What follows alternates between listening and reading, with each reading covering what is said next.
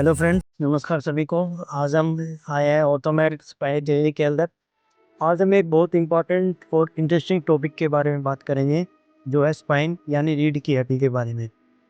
तो लोगों के अंदर इनका भ्रम रहता है करने के लिए आज हम आए हैं डॉक्टर समीर नागपाल जी के पास। उन्होंने पूरे भारत में और इंटरनेशनल में अपना काम किया है, अच्छे काम किए हैं, रिसर्च पब्लिश किए हैं और काफ़ी रिसर्च पेपर में भी अभी काम कर रहे हैं। तो आज हम सर से बात करेंगे।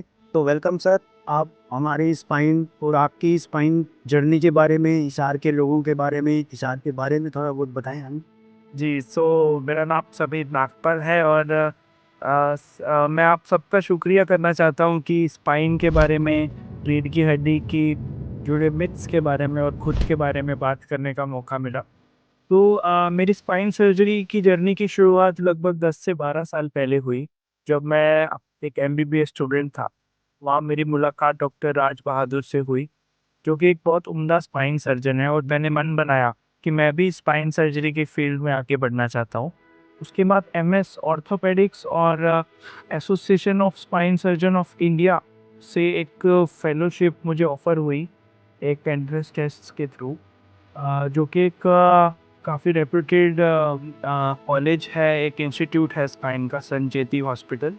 वहाँ पे मेरी training minimally invasive spine surgery, traditional spine surgery, endoscopic spine surgery और जो नेविगेटेड और रोबोटिक स्पाइन सर्जरी है, उसमें मेरी ट्रेनिंग हुई।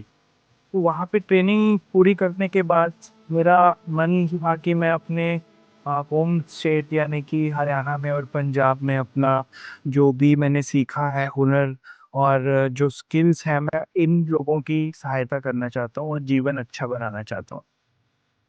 सर, यहाँ के लोगों का क्या है कि अपना इलाज शुरू तो कर देते हैं, एमआरआई करवा लेते हैं। एमआरआई में ना अलग अलग डायग्नोज आ जाते हैं, जैसे अपना अपना हो गया डिस्क फ्लज हो गया, ठीक है, फिर हो गया प्रोलैप्स, फिर कैनल स्टेनोसिस।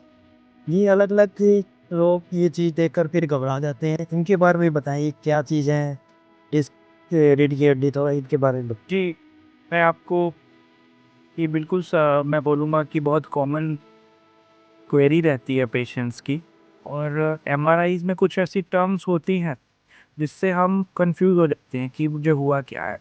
तो पहले तो मैं आपको ये बोलना चाहूँगा कि एक स्पाइन सर्जन एमआरआई को ट्रीट नहीं करता है, वो पेशेंट को ट्रीट करता है। एमआरआई की फाइंडिंग्स और पेशेंट की जो सिम्टम्स हैं, उनको कंबाइन करके एक पेशेंट के लिए ट्रीटमेंट बनाया जाता है, जो कि उस पेशेंट के लिए काम करेगा। एक ही ट्रीटमेंट सभी पेशेंट्स में काम नहीं करता है।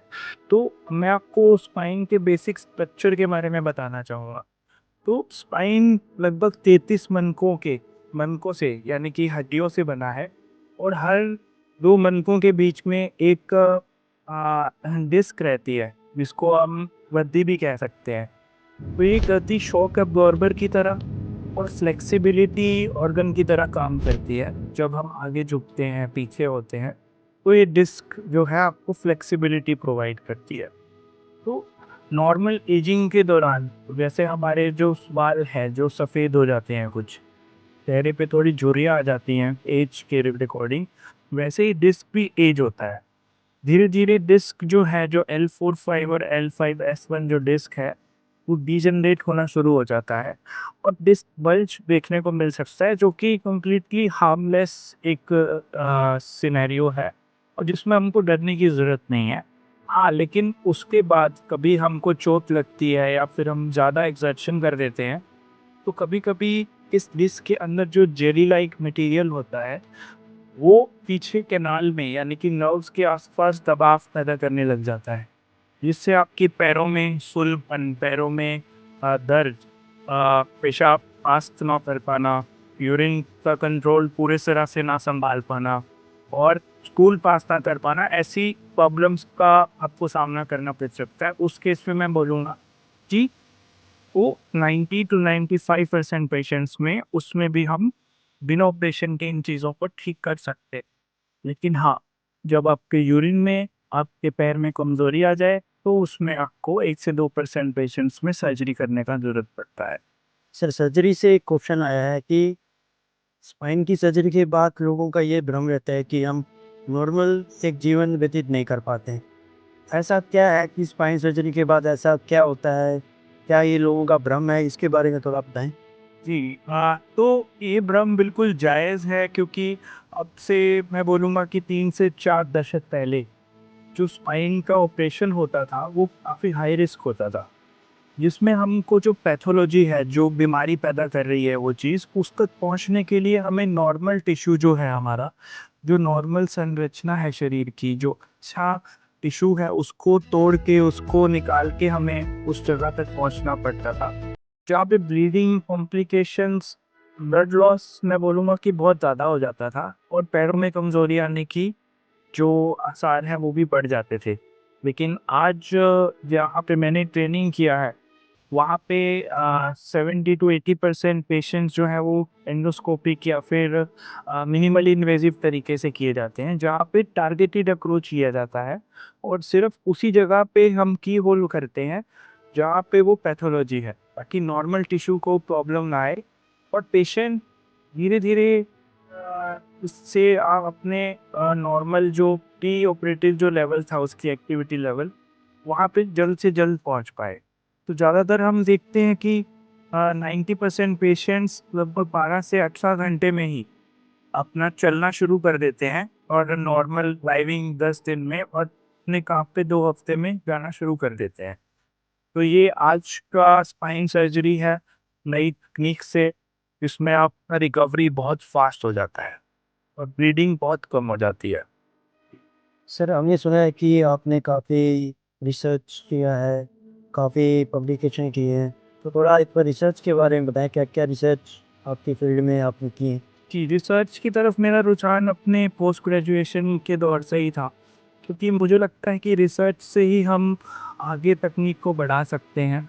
तो मेरी कुछ इंटरनेशनल रिसर्च में शामिल है एंडोस्कोपिक स्पाइन सर्जरी, जिसमें गर्दन, पीठ और कमर के जो पैथोलॉजीज़ हैं, जो बीमारियां हैं, उसको हम एक बिल्कुल की होल से ठीक करते हैं, और उसका रिज़ल्ट लगभग 200 से 300 पेशेंट्स में हमने ऑब्ज़र्व किया है, जो कि काफ़ी सुपीरियर है पुरानी टेक्निक से मुकाबले। और मेरी रिसर्च पीडियाट्रिक स्पाइन, यानी कि बच्चों में जो टेढ़ापन होता है और ट्यूमर्स होते हैं कुछ, उसके लेके काफ़ी रिसर्च है मेरी, और इसी दिशा में मैं और रिसर्च करना चाहता हूँ, और इस पे ही काम कर रहा हूँ। जी।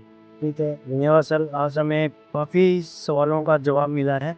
तो आज बहुत अच्छा लगा कि जिसके बारे में हमें जानकारी है, इसके जो भ्रम के बारे में हमें जानकारी मिली। Thank you sir so much. आगे आप कैसा विश्वास रखते हैं कि पेशेंट्स हमारे पास इलाज के लिए आएँ? और आप बताएँ इसके बारे में। कि मैं व्यूअर्स को बोलना चाहूँगा कि चूँकि स्पाइन पैथोलॉजीज़ बहुत वेरी करती हैं, बहुत प्लेथोरा है, नंबर ऑफ क्वेरीज़ होती हैं पेशेंट की, तो आज हम कुछ ही सवालों का जवाब दे पाए हैं। लेकिन हाँ, अगर आप कमेंट बॉक्स में कुछ अपने स्पेशल क्वेरीज़ डालना चाहते हैं, कुछ चाहते हैं कि किसी टॉपिक पे हम वीडियो बनाएँ, तो बेशक हम नेक्स्ट एपिसोड में उन सवालों का जवाब दे पाएँगे। तब तक के लिए टेक केयर।